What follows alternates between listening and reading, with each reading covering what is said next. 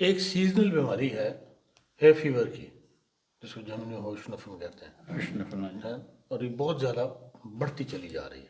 اس سے استھما کی تکلیف بھی ہو جاتی ہے لوگوں کو، بلکہ بچوں کو۔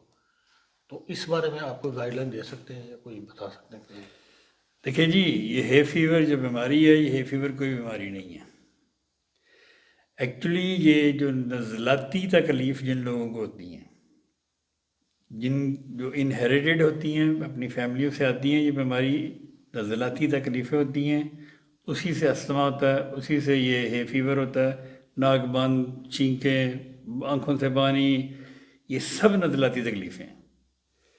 ہے فیور کا جو ہوش نفن ڈوج میں اکثر کہتے ہیں جرمن میں، یہ صرف اسی کو ہوتا ہے جس کو نزلاتی، جن کی فیملی میں اور جن کو خود نزلاتی تکلیف ہوں۔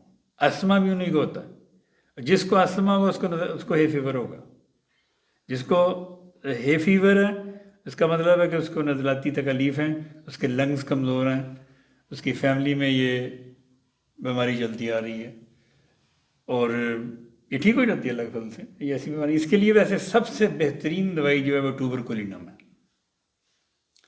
ٹوبرکولینم اگر 200 میں بچوں کو دی جائے ہفتے میں 2 دفعہ، اور بڑے اگر 1000 میں ہفتے میں 1 دفعہ لے لیں، تو اکثر سردیوں میں ان بیماری سے بچ سکتے ہیں۔ یہ کسی دوائیوں کا مجموعہ بتا رہے ہیں آپ یا صرف ایک ہی دوائی، ایک ہی دوائی ہے؟ ایک ہی دوائی۔